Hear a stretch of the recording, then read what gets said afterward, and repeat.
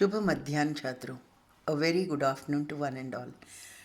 छात्रों, आज हम भक्तिन पाठ के अंतिम गद्यांश की ओर प्रस्थान करने जा रहे हैं और यहाँ पर हम शुरू करने वाले हैं भक्तिन और मेरे बीच स्वामी सेवक का संबंध है, यह कहना कठिन है से लेकर इस पाठ के अंत तक। अर्थात यहाँ भक्तिन की कहानी अधूरी है, पर इसे खोकर मैं उसे पूरी नहीं करना चाहती।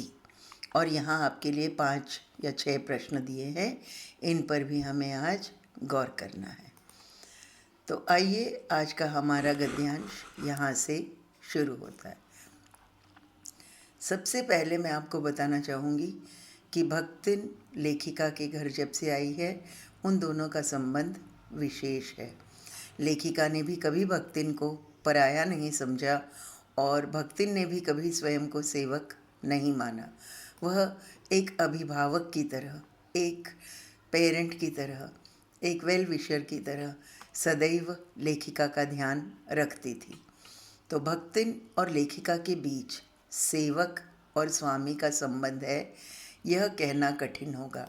लेखिका ने यहाँ पर तर्क दिया है कि ऐसा कोई स्वामी नहीं होगा जो इच्छा होने पर भी सेवक को हटा न सके। अर्थात लेखिका चाहकर भी उसे उसकी गलतियों को माफ़ करते हुए उसे हटा नहीं सकती थी। और वैसे ही कोई ऐसा सेवक इस दुनिया में न हुआ होगा जो मालिक की आज्ञा का पालन न करके हंस देता है, और उसी तरह भक्तिन भी उनकी बात को अनसुना कर देती और मानती ही नहीं। अब आगे हमारा इस विषय में है, भक्तिन को नौकर नहीं कहा जा सकता। लेखिका कहती है कि भले ही वह उनके घर में काम में दीक्षित हुई, लेकिन उसे हम नौकर नहीं कह सकते हैं।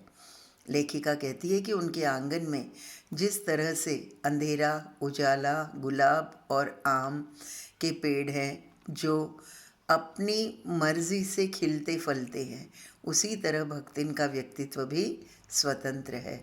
वह लेखिका के जीवन में उनकी कमियों को पूरा करने के लिए आई, उनके व्यक्तित्व को निखारने के लिए ही आई है।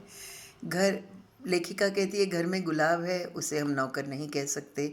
घर में नियमित समय पर आने वाले उजाले अंधेरे को हम नौकर नहीं कह सकते। उसी तरह भक्तिन भी लेखिका के जीवन का अभिन्न अंग बन गई है। अब तीसरा मुख्य बिंदु इस गद्यांश में है, भक्तिन लेखिका के परिचितों और साहित्यिक बंधुओं को बड़े ही विलक्षण ढंग से पहचानती थी। भक्तिन अनपढ़ थी, हम जानते हैं। उसे किसी के नाम याद नहीं थे।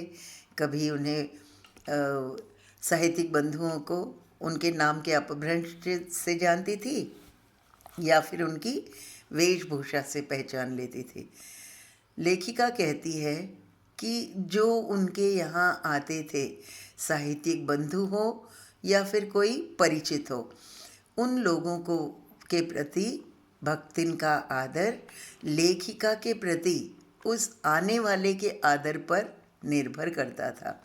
यदि आने वाला लेखिका के प्रति बहुत आदर सत्कार रखता तो उनका यह ख्याल अच्छे से रखती थी।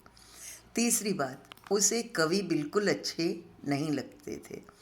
कवियों की अस्त व्यस्त वेशभूषा देखकर वह कह देती थी कि ये क्या हुआ, गली गली गावत बजावत फिरत हैं। इस तरह से उनके परिचितों को जानती थी। अब आइए, वह हर हालत में लेखिका का साथ नहीं छोड़ना चाहती, ये हमने बिगिनिंग से ही पढ़ा है।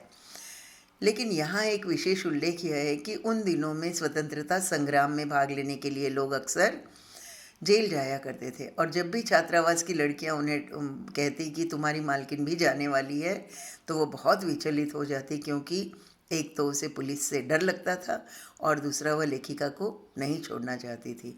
और लेखिका को न छोड़ने के लिए उसने एक उपाय बनाया कि वह बड़े से बड़े लाट साहब से भी लड़ जाएगी, लेकिन लेखिका को अकेले नहीं जाने देंगी। इस तरह लेखिका कहती है कि वह जितना उनके साथ रहना चाहती है, क्या यह सदैव सिद्ध होगा। लेखिका को इस बात का बहुत डर लगता है कि अगर ऊपर वाले से बुलावा आ गया तो फिर वह क्या क्या होगा लेखिका का और भक्तिन का। सो धन्यवाद। इसके साथ ही हमारा यह पाठ पूरा हुआ है छात्रों।